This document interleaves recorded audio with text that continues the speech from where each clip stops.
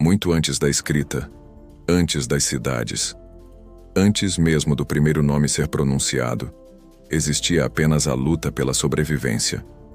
Mas quem fomos nós, antes de sermos humanos? Essa é a história esquecida da humanidade, uma jornada de milhões de anos, que começou na savana africana e que ainda vive dentro de você. Há cerca de 6 a 7 milhões de anos, nossos ancestrais deram o primeiro passo para longe do mundo animal. Naquela época existia uma criatura que era ao mesmo tempo ancestral nosso e dos chimpanzés.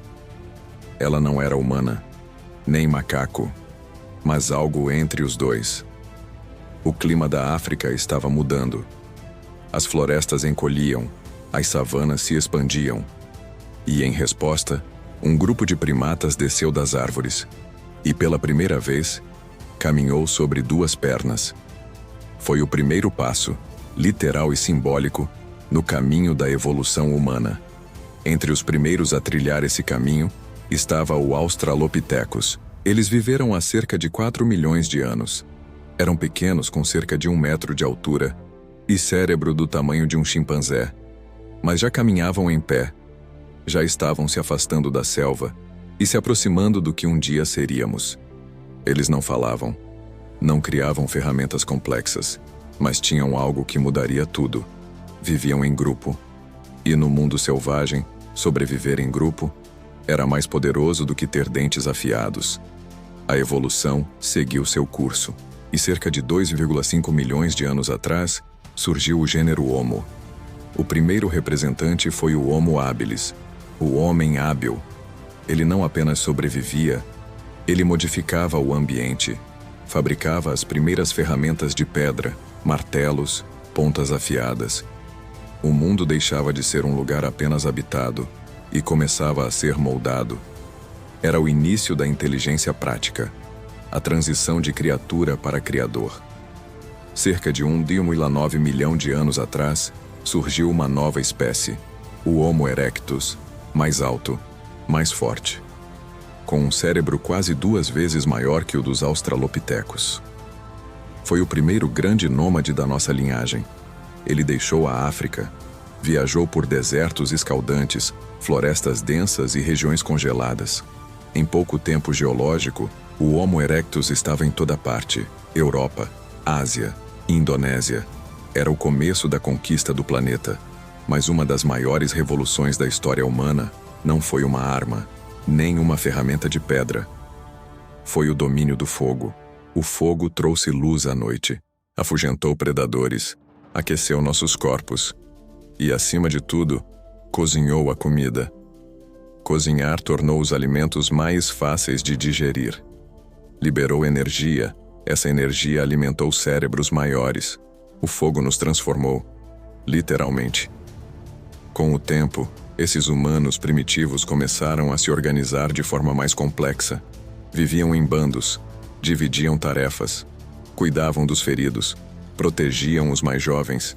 Talvez ainda não falassem como nós, mas já se comunicavam, já ensinavam uns aos outros. E onde há ensino, há cultura. Onde há cultura, há memória. E onde há memória, há história. E a nossa história estava apenas começando. Há cerca de 300 mil anos, no leste da África, algo novo surgiu.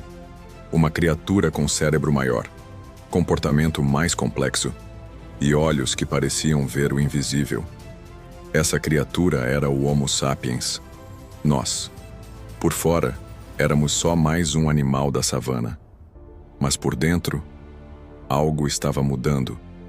Algo que não se via nos ossos, mas se sentia nos olhos. Um fogo invisível, uma centelha de imaginação, memória e desejo.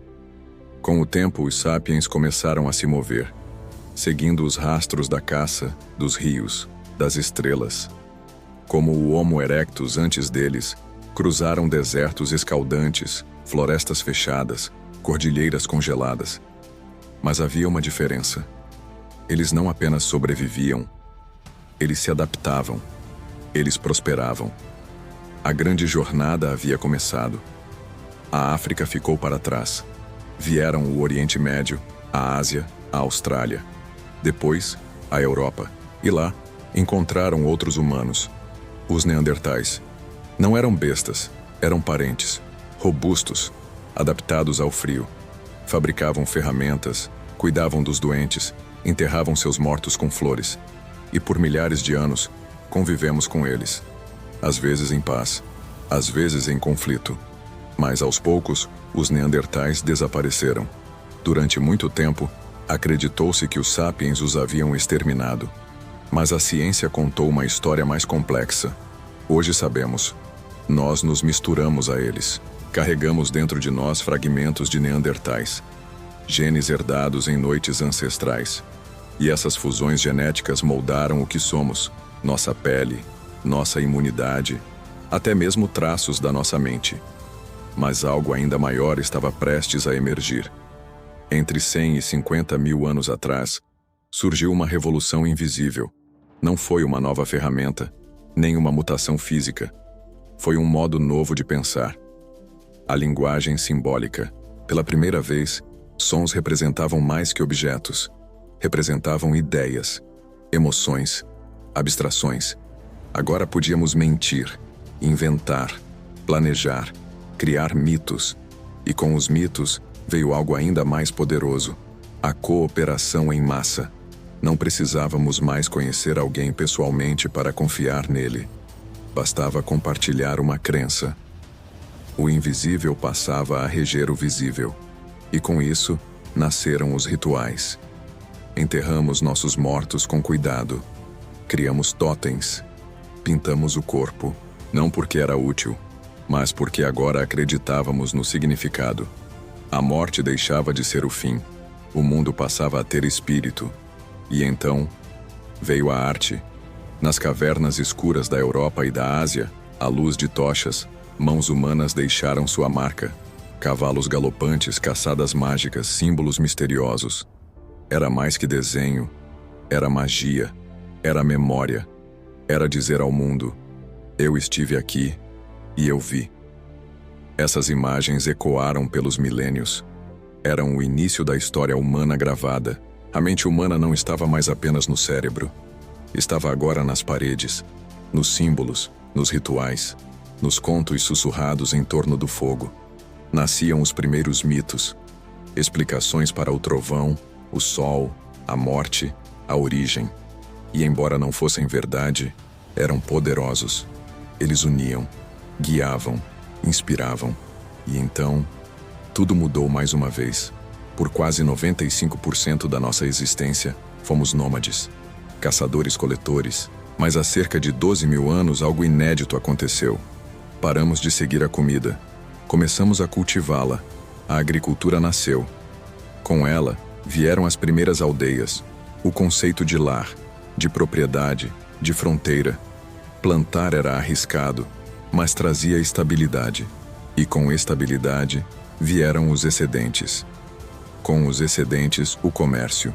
Com o comércio, a especialização. E com isso, nasceram as primeiras cidades. A vida tribal deu lugar à vida urbana. E com tantas pessoas convivendo, era preciso organizar. Surgiu então a escrita. Primeiro para contar grãos. Depois para registrar leis, acordos, histórias. E logo, para criar mitos eternos. De símbolos em pedras a épicos gravados em tabuletas. A mente humana agora podia atravessar gerações. Vieram os deuses. Não mais espíritos da floresta, mas entidades organizadas com nomes, vontades, templos e sacerdotes. Religiões surgiram para explicar e controlar o mundo. E junto com elas, reis. Homens que diziam falar em nome dos céus. O mito que antes unia tribos, agora unia civilizações. E aqui estamos nós, do barro ao concreto, do fogo à internet, do rugido à palavra e da palavra à ideologia.